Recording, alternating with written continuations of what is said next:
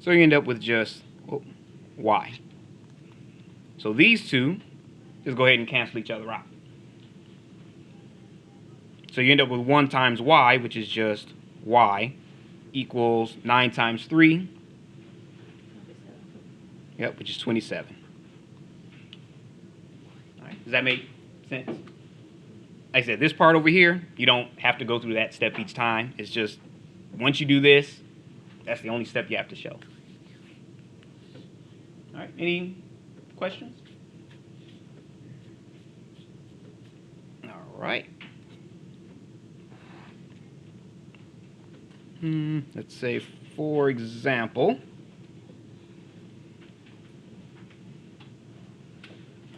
if you wanted to solve let me pick a good one. X over 7 equals 5.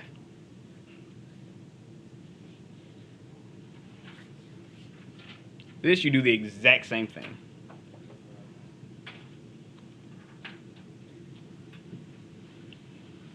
X divided by 7 equals 5. Whatever your denominator is, you multiply both sides by that. So you multiply this side by 7 and this side by 7. These two, they're going to cancel each other out and just become 1.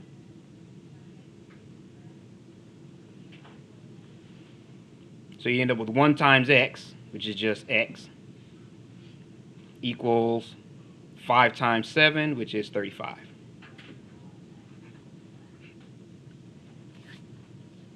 right. Any questions on that one? Okay.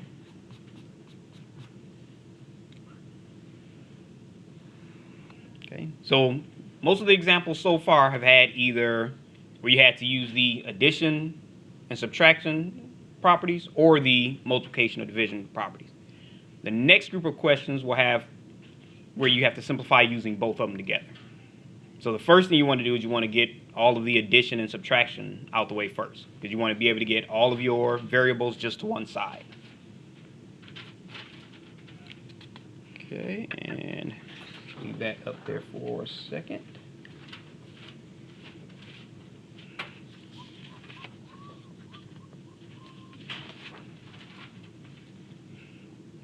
Anyone's still writing? Looks like everyone's done writing.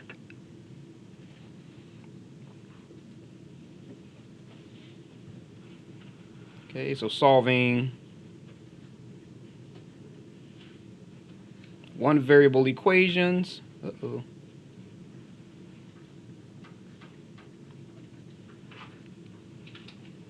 Form ax plus b equals c. Or in some cases, you may even have parentheses in there. So by one variable, it just means that you don't have an x and a y and a z or an r and an s all together. You have just x or just y or just r. That's it.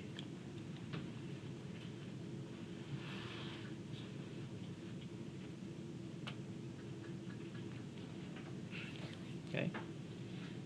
Let me straighten that up. Now, the main thing you're going to use when trying to solve these is the distributive property. Okay, and quick review if you forgot what that is.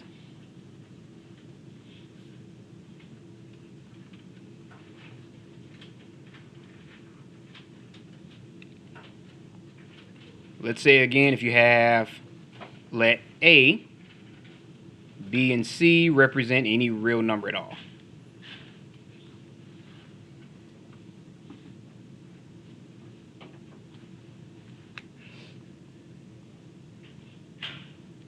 Okay, so if you have A, and in parentheses, you have either B plus C or B minus C, you literally just distribute that A to both of those terms. So you have A times B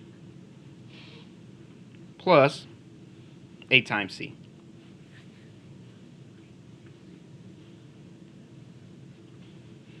Okay, so let's say, for example, if you wanted to simplify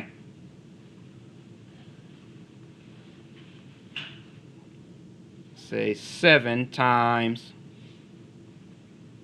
x plus 2.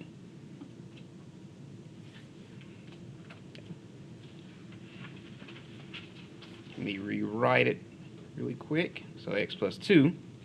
You just get the 7 and you distribute it to both of those terms. So whenever you have a parentheses you want to get out the way, you just distribute it, whatever's on the outside, to each and every term, and it'll get rid of the parentheses. Okay, so that's going to equal 7 times x plus 7 times 2. And we know 7 times x, we can just write that as 7x. We don't need the times in there. Plus 7 times 2 is 14.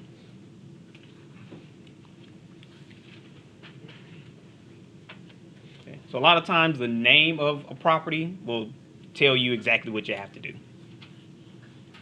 Okay, here you just distribute the 7. Okay, so let's say if you wanted to simplify, let's say 3 times y plus 4. Okay, you do the exact same thing. Whenever you see parentheses and you see a number in front of it, you just distribute that number on the outside.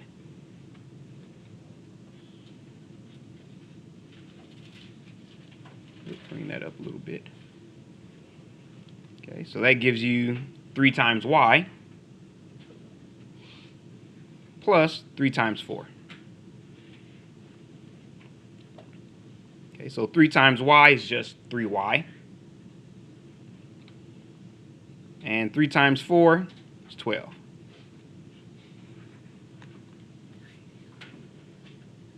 Does that make sense? All right. Any questions on those? All right. Leave that up for a second. All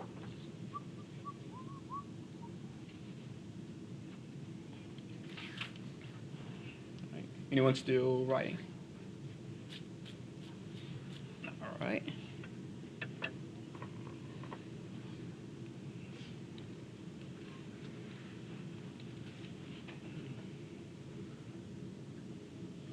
Okay, so if you want to solve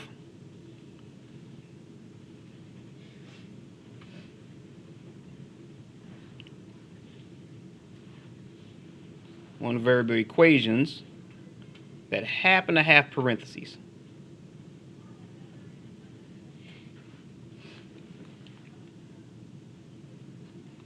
So you can have either parentheses or you have variables on both sides. You can use this method to solve either one of them. Okay, so the first thing you want to do is you want to use the distributive property to get rid of any parentheses. That's the first thing you want to do.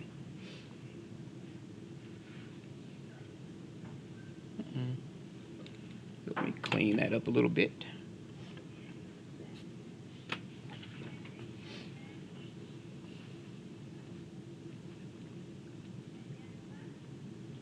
So use the distributive property to get rid of any parentheses.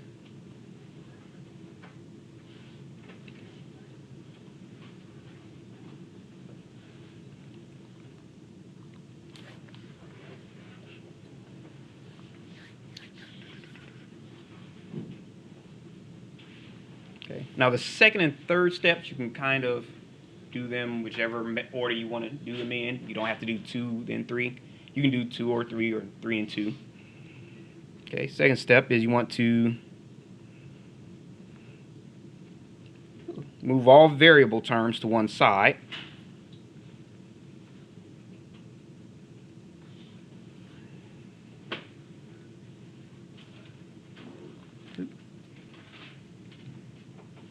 Of the equal sign. And any terms without a variable, you want to move it over to the right.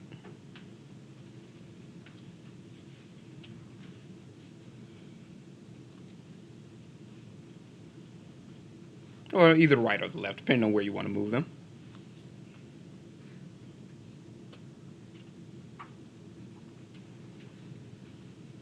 So you want to move those to the other side.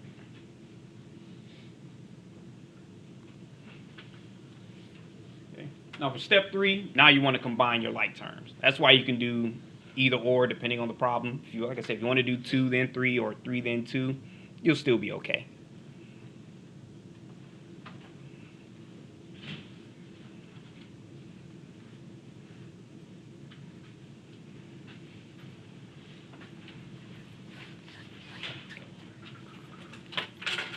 Well, you want to combine on the same side of the equal sign.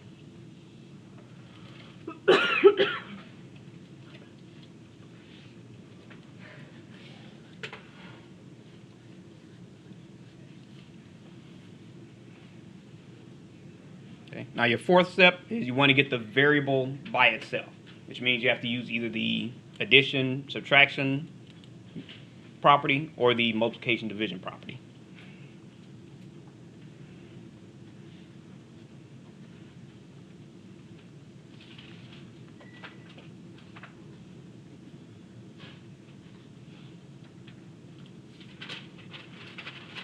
Okay, so using the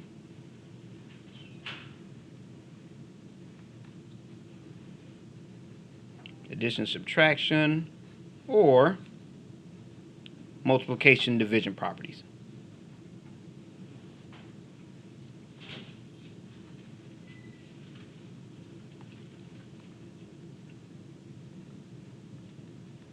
Okay. Now usually on step 3 you've had all the addition and subtraction properties eliminated, but just in case it's still hanging around, slide that up a little bit.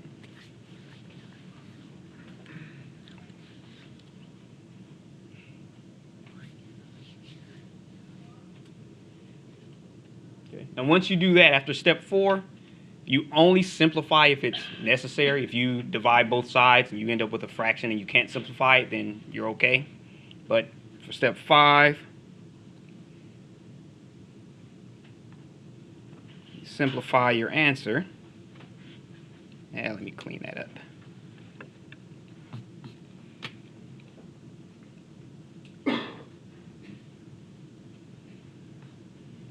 Only if necessary. Okay. Sometimes you'll divide both sides and you'll end up with the final answer and you're all set.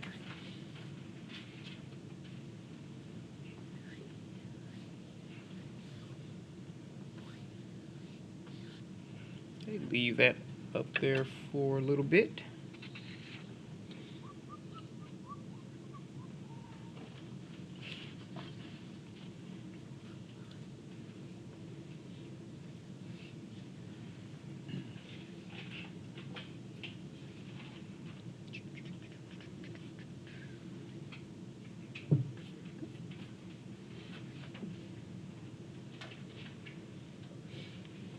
Alright, looks like everyone's done writing. Alright, so let's say, for example, if you want to solve 4 times 2x minus 3 equals, oh, minus 3 plus 7, forgot that last part.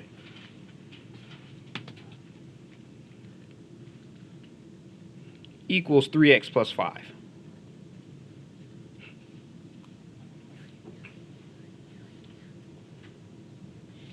Okay. So remember, your first step is you want to use the distributive property to get rid of any parentheses.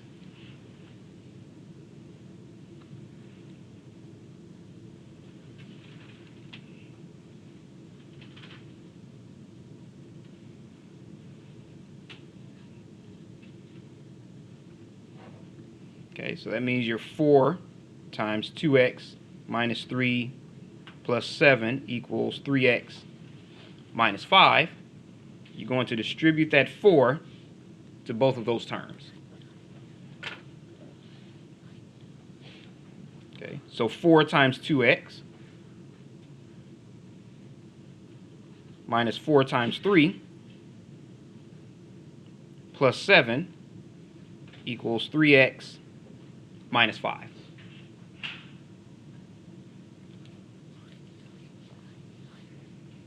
Okay, so if you go ahead and simplify those, 4 times 2 is 8, so you get 8x. Minus 4 times 3, which is 12. Plus 7 equals 3x minus 5. Okay, so this is where you can either combine like terms first, or you can move all the variables to one side and non-variables to the other. Normally, I combine the like terms first because I don't want to have to add 12 and then subtract 7. So I just combine them first and then move them over. So I kind of skip to the third step. Actually, let me put on here that 2 and 3 can be switched. So you can switch steps 2 and 3. Okay, that's if you like.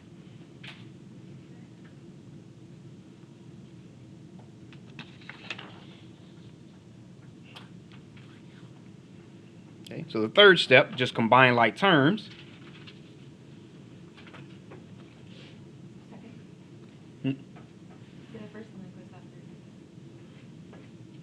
Nope. Oh, third step is combine like terms. Yep, third step is combine like terms. Okay, so you're Yep, so I'm just kind of switching them up. Okay, if I did the second step, then it would just been moving the variables over to one side and everything else the other. I'll say, I know I'm not that sleepy. Okay, so you have 8x minus 12 plus 7, where we can combine those two, equals 3x minus 5. Okay, so that gives us 8x. Negative 12 plus 7 is negative 5.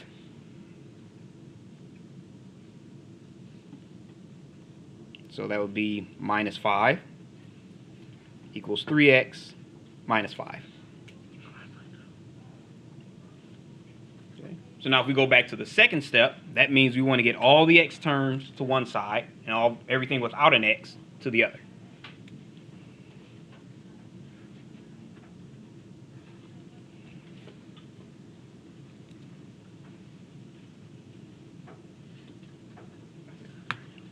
I swear I'm going through these things like crazy.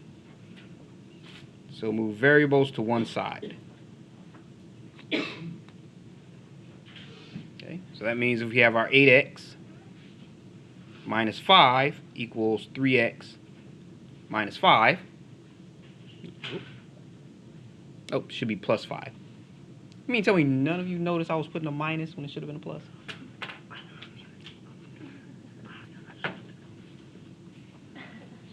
See, that was a test. I was seeing if you were paying attention.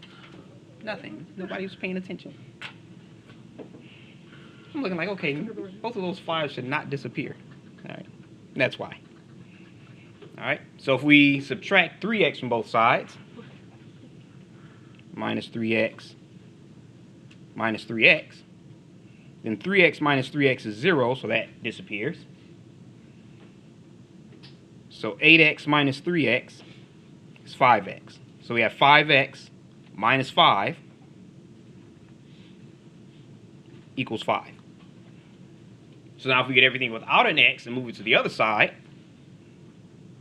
we add 5 to both sides here. Minus 5 plus 5 is 0. So that they cancel each other out. So you have 5x equals 5 plus 5, which is 10. Okay, so instead of doing steps 1, 2, and 3, we went 1, 3, 2, and still came out okay. Okay, so now by the time you get here, all you have to do is apply the multiplication division property, and you're all set.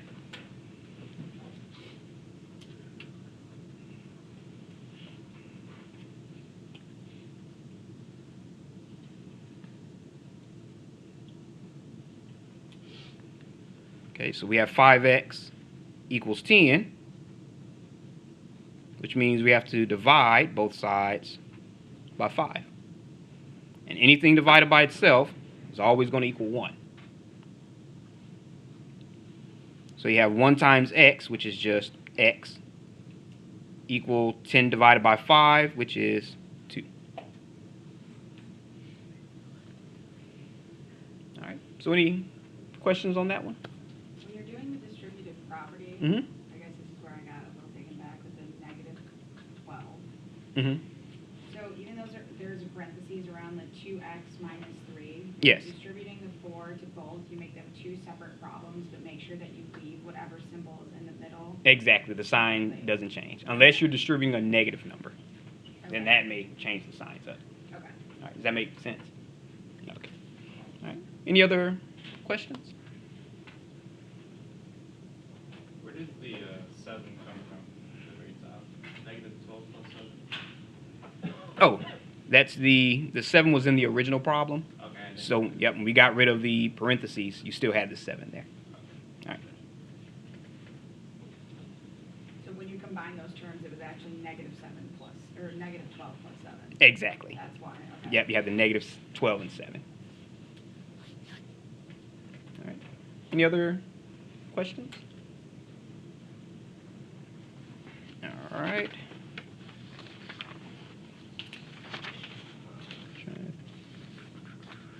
Uh-oh. And I'm trying to think if we have time to do this last part. We do. This should only take like 2 minutes. And then I noticed on the homework when you were Mhm. doing it, Mhm. you know, I got like 1 or 2 wrong, and so they gave me 100%, which I thought was strange. Yeah, it's probably a glitch. Okay. That's what I thought. I was like, oh, it was just like, oh, you're good, you did it.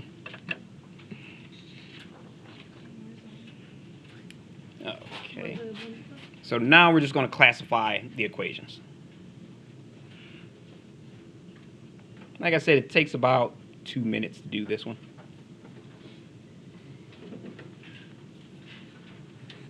Okay, so you have 3 types. You have your conditional, you have your identity, and you have your contradictions. Oh, move that over there.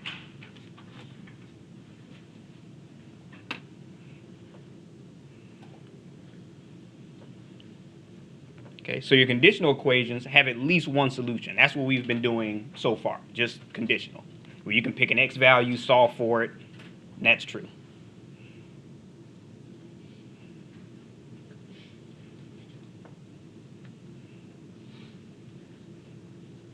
So have at least one solution.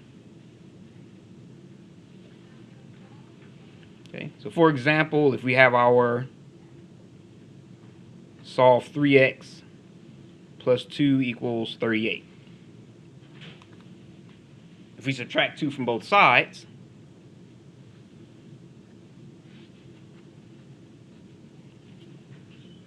we have 3x equals 36.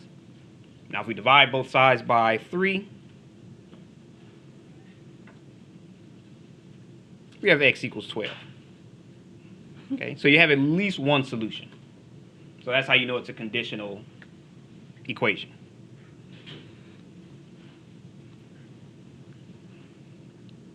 Now an identity equation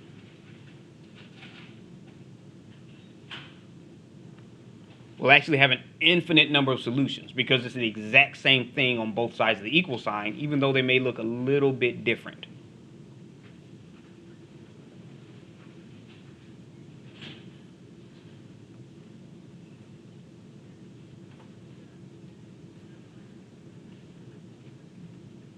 And those solutions are all real numbers.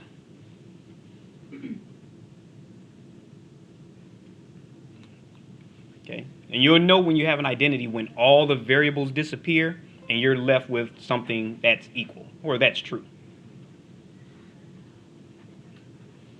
So all variables disappear. Uh-oh, clean that up a little bit.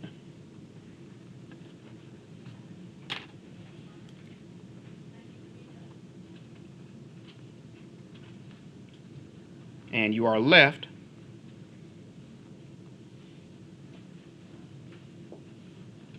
with a true statement. Okay, now that true part is important because you're not always going to be left with a true statement. Okay, so for example, if you have solve, 3y plus 9 equals 3 times y plus 3. Move that up a little bit.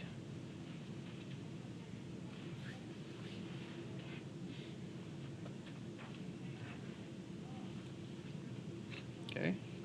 Now if we rewrite that really quick, if you distribute that 3, then you're left with 3y plus 9, bless you, Thank you. equals 3 times y is 3y, plus 3 times 3 is 9. So you end up with 3y plus 9 equals 3y plus 9. So if we subtract 3y from both sides, 3y minus 3y is 0, so that disappears. 3y minus 3y is 0, so that disappears. So you end up with 9 equals 9, which is true. Now all the variables disappear, and you're left with a true statement, which means that if you plug any value of y in there, it will always be true. Because you have 3y plus 9 equals 3y plus 9. So if you plug in 1, it'll be true. If you plug in 20, it'll be true. If you plug in 1 billion, it'll be true. So you have an infinite number of solutions for this one. Okay, and last but not least are contradictions, and that's when all the variables disappear and you have a false solution at the end. Yes. On the last one, Mhm. like if it was multiple choice, what would like an answer look like then? You mean for this one or this one? With the identity equations. Oh, for those problems you'll have for multiple choice, it'll just say conditional identity, or it'll say contradiction. Oh, sorry about that. Okay, so that's usually the 3 options that we'll have there. Okay. So you just have to solve them and see which one it falls under. Oh, okay. All right. Okay, and last but not least, oh, anyone still writing? Okay.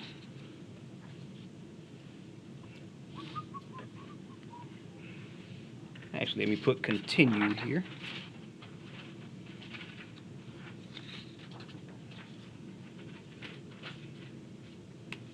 I swear I'm going through these pencil leads like nobody's business. All right. Did I hit you with another one? Is that one of the precision lenses? Hmm? I think the lead in the gray, like little one, the gray little one is. Yeah. The lead's 0.5 and 7.7. Actually, I have the 0.7s and I'm still snapping them left and right. Okay, so you have the contradictions, which do not have a solution at all.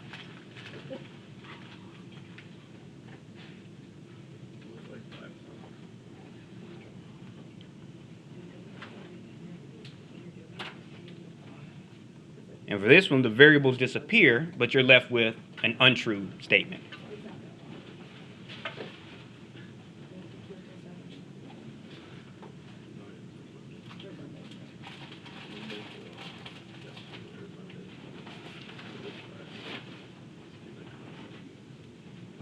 And the statement is false.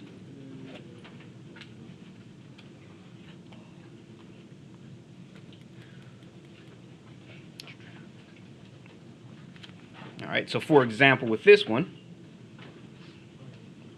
let's say if you wanted to solve, running out of pencil layer here. So I just filled that thing up this morning. After 3 classes, it's a wrap. Okay, so let's say if we wanted to solve negative 6x minus 5 plus 9x equals 3x minus 5 plus 3.